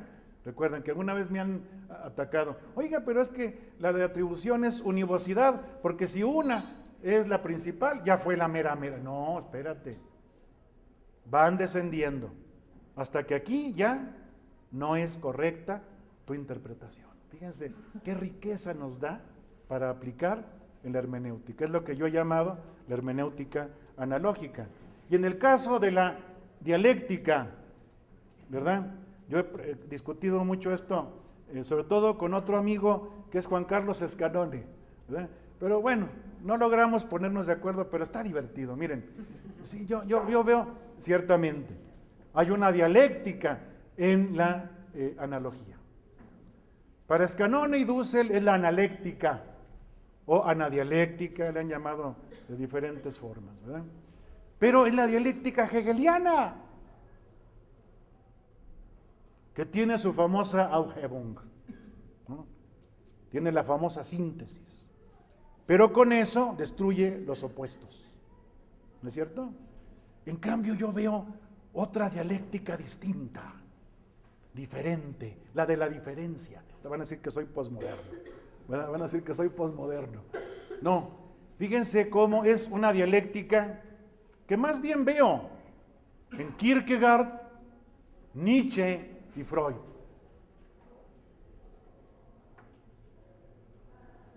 Es decir, no hace síntesis, no destruye a los opuestos, los concuerda frágilmente, pero los concuerda. Por ejemplo, en el caso de Kierkegaard es la paradoja. La paradoja no tiene resolución. ¿Qué es lo que el propio Hegel, recuerden, piensa que es la síntesis. Él se inspiró en la tragedia griega, lo dice, para la cuestión de la síntesis, ¿no? Es la reconciliación perfecta. No, yo veo que no, y que no importa. Vivimos del conflicto, vivimos de la tensión. En el caso de Nietzsche, es Apolo y Dioniso. No hay síntesis. No engendran nada. Son varones los dos, y además hermanos, pues imagínense, puro incesto. ¿No? Pero recuerden que Nietzsche, a diferencia de lo que decían mis alumnitos, sí, lo dionisíaco, no, espérate, ¿verdad? O sea, sí, piensan que era puro dionisíaco. Claro, de jovencillo, ahí tiene un ensayito que es sobre una filosofía dionisíaca, que mi amigo Andrés Sánchez Pascual pegó junto a la tragedia, ¿no? De Geburt der Tragödie, el origen de la tragedia, ¿no? Ahí está que la filosofía dionisíaca, pues estaba chavo. ¿Quién no es dionisíaco de chavo? Después ya no más te queda más que ser apolíneo. No sé qué. Pero lo que quería él era el equilibrio proporcional. Sobre esto hay un libro genial que yo les recomiendo, de Luis Enrique de Santiago Gerbós, que es sobre la estética de Nietzsche. Nomás que búsquenlo en biblioteca porque está en Trota. Y los de Trota ya ven que andan entre 700 y 1000 pesos, ¿no? Bueno, en el caso de Nietzsche es eso, ¿no? Fíjense, es muy curioso. Un posmoderno muy bueno, Gilles Deleuze. Deleuze decía, no, Nietzsche negó la dialéctica. No, claro, negó la dialéctica hegeliana, era bien anti-hegeliano. Igual Kierkegaard, también bien anti-hegeliano, los dos, ¿no? Pero lo que no vio Deleuze, me parece a mí, es que Nietzsche tenía una dialéctica diferente. Porque dice Deleuze, no, Nietzsche defendía la diferencia, claro. Por eso no destruye los contrarios. Por eso los hermana y por eso los hace que trabajen el uno para el otro. Esa es la otra dialéctica que yo me encuentro también en la analogía. Y en el caso de Freud, pues también ustedes lo ven, ¿no? Es la pulsión de muerte y la pulsión de vida, el eros y el tánatos, ¿no? ¿A poco no nos mueven los dos? Ay, a mí me da bien, pero me daba angustia cuando pone el propio Freud, maldito, el instinto de muerte, la pulsión de muerte, trabaja en silencio. Sí, no se hagan. También pues, es necesaria, ¿no? Pero fíjense, ahí están las dos, ¿no? Pura pulsión, puro eros, pura melcocha, ¿no? Imagínense, ya como ejemplo, y termino allí, ¿no? Que eros y tánatos. En otras palabras, es el afecto y la agresión, ¿no? Pero pues imagínense, un chavo y una chava, de puro afecto sin agresión. Pues no hay nada. Hasta allá, ¿no? Ya tienen hambre y por eso ya no entienden ni las cosas tanáticas del propio Freud. Sí, pero también pura agresión sin eros, pues es sadismo, ¿no? Tampoco lo disfruta ni él ni ella. Bueno, hasta allá. Preguntas, ahora sí. Por favor. Qué bueno que está por acá, profesor. Son dos. Una, cuando usted está diciendo de que ve otra dialéctica, un poco con el diálogo que está con el doctor Dussel. Perdón. Es un micrófono. Me vengo para acá, ¿verdad? Okay. Sí. Que en esta otra dialéctica de la que usted dice que ve, sí. El doctor Dussel también la encuentra. También la encuentra y también en algún momento va a decir, no es una dialéctica de la diferencia, sino de la distinción. De acuerdo. Y ahí hay una argumentación, digamos, estratégica para decir, ese distinto no es un objeto, sino ese distinto es un otro, a la manera de Levinas, que es ético. Sí. Por eso en ese sentido ya es analéctico, ya es una analéctica, ya se despega, digamos, de ese lado de la dialéctica se va a dar un nuevo movimiento, pero ese nuevo movimiento analéctico va a ser a partir de ese otro que no es diferente sino distinto. ¿No? Sí. Como precisiones que... Sí, mira, algo parecido me decías Canone, y ahí estaría yo de acuerdo. Incluso Canone me decía, bueno, espérate, en Hegel no es siempre así. O sea, en Hegel también hay ese acuerdo, digamos, frágil, ¿verdad?, que se da entre los opuestos, que no se comen, sino que incluso no solamente se complementan, sino que trabaja el uno para el otro. Ese es el gran chiste, ¿no? Bien, sigue. La otra pregunta sería, digamos, si nos podría nosotros, que somos, digamos, jóvenes, ¿no? Claro, sí. ¿En qué momento usted, así de manera personal, empieza como a ver esto de la analogía? Porque el doctor Dussel, por ejemplo, en su libro que primero se llamó La dialéctica hegeliana y después Método, va a ser del 69, y mucho de lo que usted está planteando, él lo está planteando, quizás no lo desarrolla de la misma manera. Sí, ¿no? Esa es riqueza, fíjate, porque ambos somos filósofos de la analogía, pero de manera diferente, ¿no? Incluso ya me dio miedo porque también me invitó un día a venir aquí a polemizar con él, ¿verdad? Pero ahí sí ya, él me va a ganar, pues él es muy buen dialéctico, ¿verdad? No, pero mira, yo te podría decir esto, en el año 74, qué curioso, fíjate, a los 24 años es cuando uno, así como que Marx, ¿no?, tenía 24 años, Hölderlin a los 24, bueno, no todos, capaz que Hegel no, ¿verdad? Pero fíjate, en el año 74 yo leí un artículo de Dussel que está en un libro colectivo de un tal Ardiles, ¿verdad? No me acuerdo cómo es, Arturo Ardiles, donde habla, creo que por primera vez, no sé si por primera, pero habla de la analéctica. Entonces, dice que es la analogía puesta en la dialéctica. O también da la otra opción, o la dialéctica, ¿verdad?, incorporada a la analogía. Como se le quiera llamar, es lo mismo, ¿no? La analogía dialectizada o la dialéctica abierta con la analogía, ¿no? Se me hizo genial. Porque, fíjate, en lógica se usa mucho el argumento por analogía, pero es otra cosa. No sé si me explico. Ahí es claro, es importante, es uno de los mecanismos para lanzar hipótesis. Que ya no llegué a esto porque por lo que ponías allí en el programa, quería que lo embonara con lo de Peirce, pero lo estamos embonando. Miren, en Peirce la analogía es la iconicidad,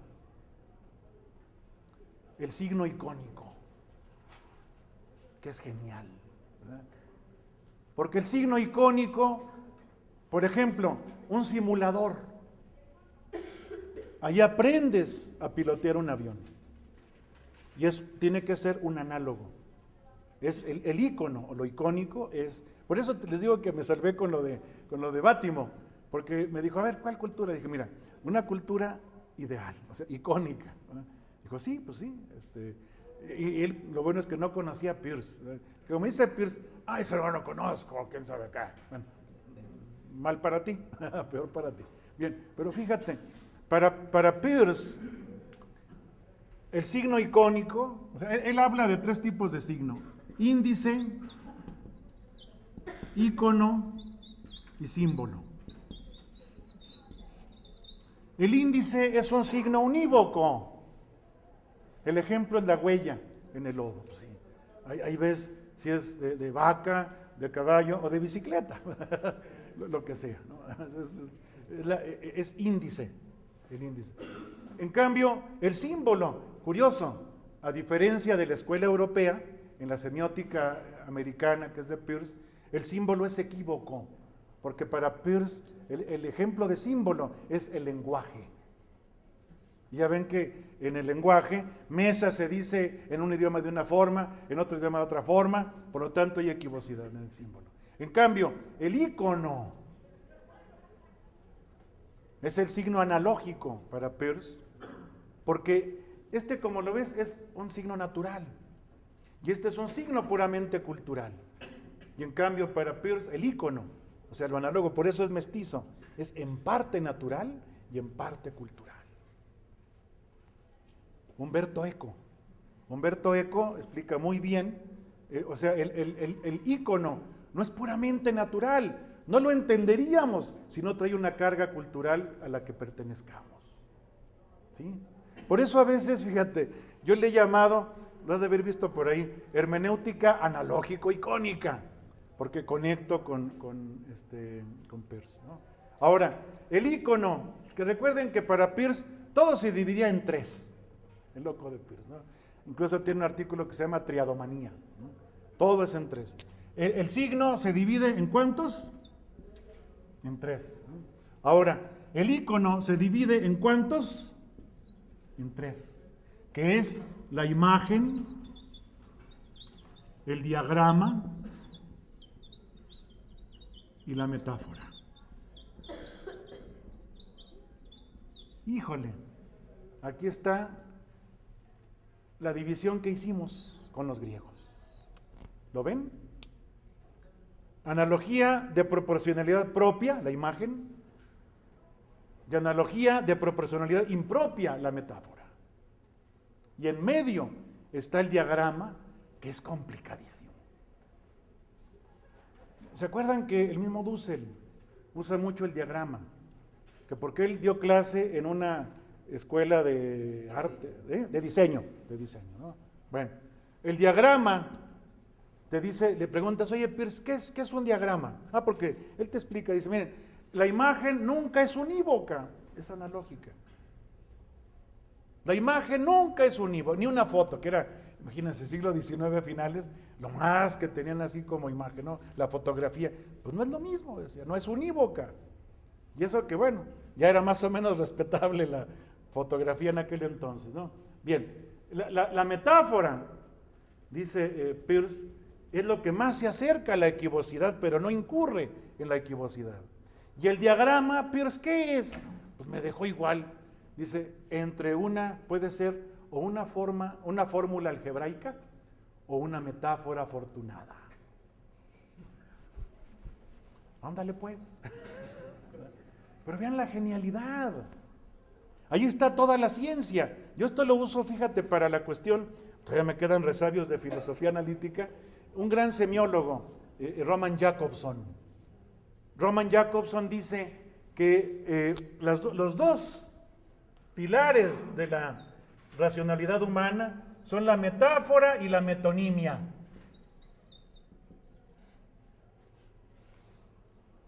Híjole, ya lo estoy dando demasiado material, no se preocupen, ya les veo humo en las orejas, pero aguanten un poquito, estoy dando demasiada información, pero no aguanto, miren, sale, la analogía es generosa de sí misma, ¿no? Sale solita.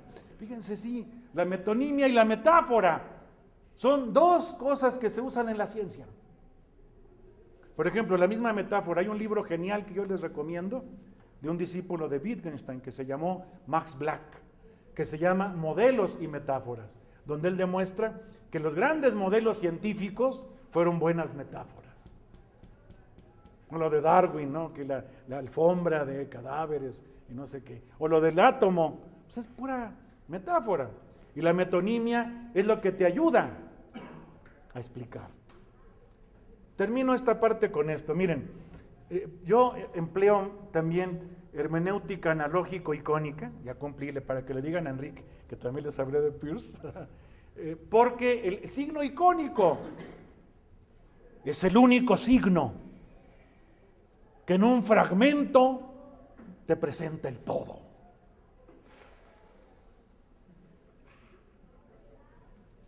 Cáscaras, ¿no? Fíjense. Un ejemplo de eso. Ahorita vamos, con calma. Suelta la iconicidad. Sí, la capacidad simbólica. Mira, por ejemplo, con un acto icónico es el que hace un arqueólogo. Con un pedacito reconstruye el todo.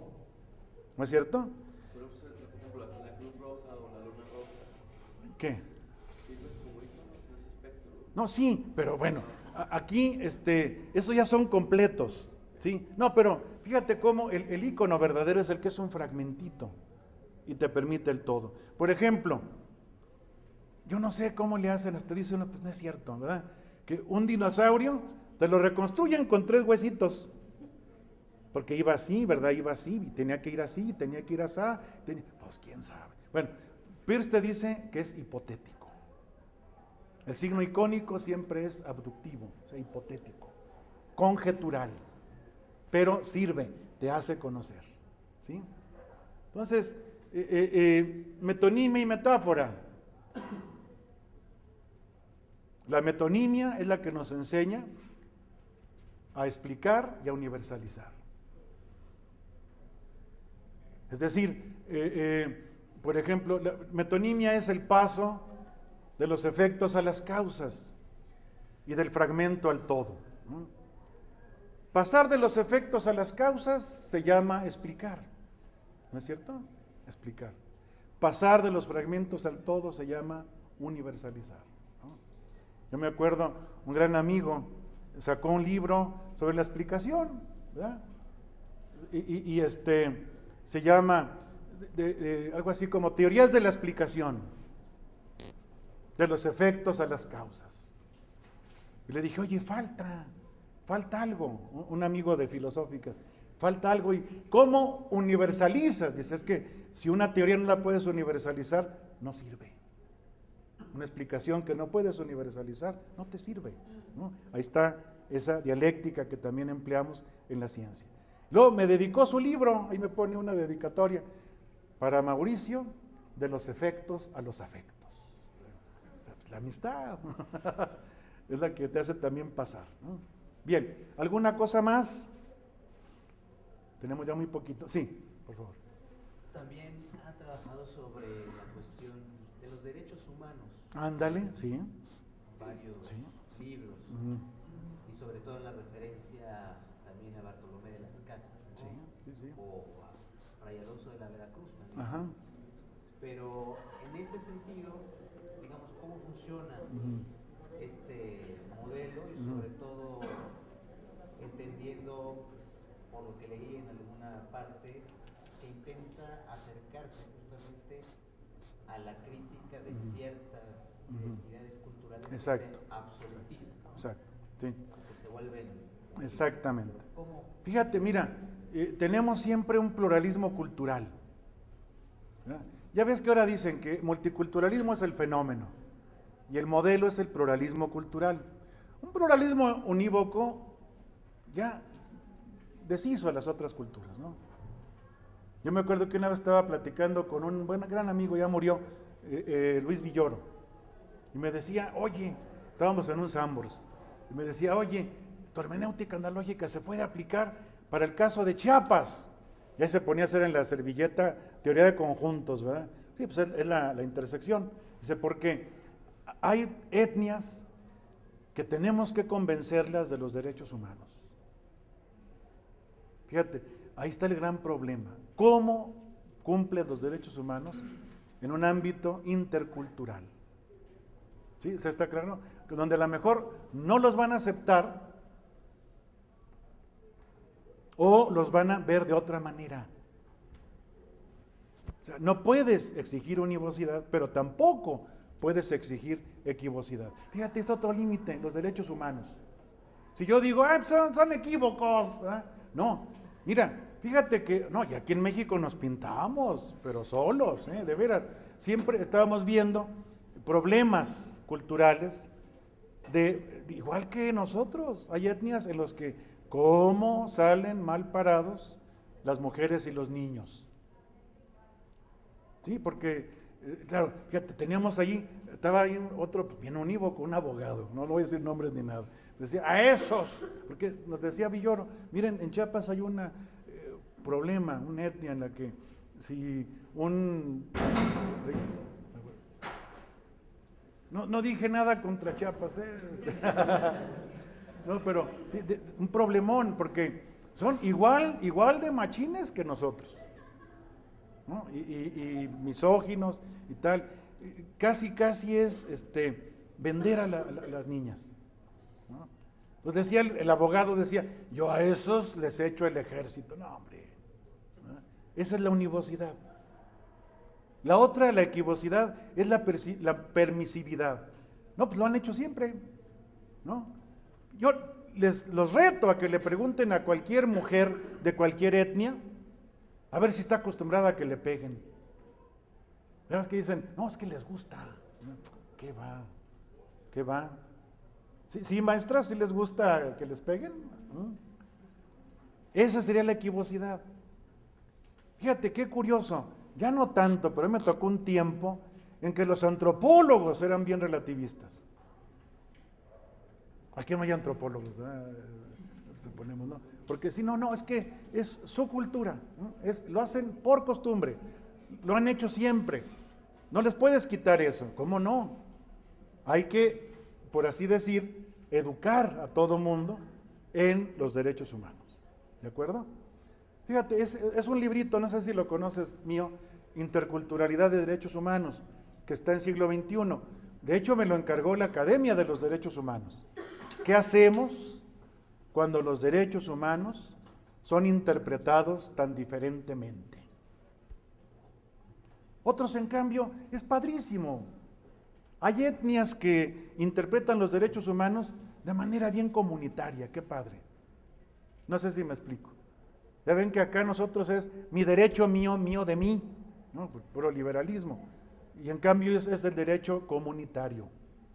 Más bonito, más humano, diría yo. Incluso más en la línea de Levinas. Es que él habla de los derechos humanos son los derechos del otro hombre, en su humanismo del otro hombre. Bien, ¿alguna cosa más? Si no, vamos terminando. ¿Alguna otra pregunta? Por favor. Sí. En algún momento leía algunas notas sobre su obra. Sí. Se hablaba, que no me queda claro cuál es la pregunta, que hay una tradición en el siglo XVI del derecho de gentes. Sí. Ese derecho de gentes, posteriormente, digamos, podría ser llamado derechos humanos. Sí. ¿Cómo conciliar esa tradición, Sí. creo yo, del XVI hispánico? Sí. Quizá con algunos grandes pensadores ahí. Sí. Digamos, ¿qué diferencia habría y cuál sería en este caso la analogía que recuperar la antigua tradición? Sí. Y bueno, si pudiera recomendar Sí. alguna obra Ándale. para ver esas dos tradiciones. Sí. No, muy bien, mire, muy bien. Porque fíjese, suele pensarse, ya ve que hay una filósofa, una teórica de los derechos humanos muy buena, Blandine Barrett Kriegel, que ella dice, los derechos humanos no son más que los derechos naturales individuales, ¿sí? Subjetivos que le llaman. Y mire, le van a decir, pero es falso, que los derechos subjetivos surgen con Locke. No es cierto. Esta autora demuestra que surgen en la escuela de Salamanca, sobre todo con Francisco de Vitoria y sobre todo Bartolomé de las Casas, ¿no? Es decir, ellos se dan cuenta. Fíjese, hay una cosa que también se nos olvida, el nominalismo. El nominalismo, se acuerda que es de los individuos. Y Vitoria y Domingo de Soto fueron discípulos de nominalistas en París y llevan toda esa tradición a Salamanca. Un historiador de los derechos, ¿verdad?, maestro de Blandine Barrett Kriegel, Michel Villey, los llama traidores a los salmantinos, porque dice, rompen con Santo Tomás. ¡Qué bueno! No es que lo traicionaran, metieron allí enseñanza nominalista, individual. Antes se acuerda que el derecho era objetivo, era la cosa justa. Y a partir de Ockham, yo tengo investigado eso, a partir de Ockham, ¿verdad?, empieza la noción de mi derecho, ¿no? ¿Se acuerda? Pues es la película del Nombre de la Rosa, ¿no? Que los franciscanos querían la pobreza para dar en contra, pues, a los jerarcas, y los empezaron a perseguir.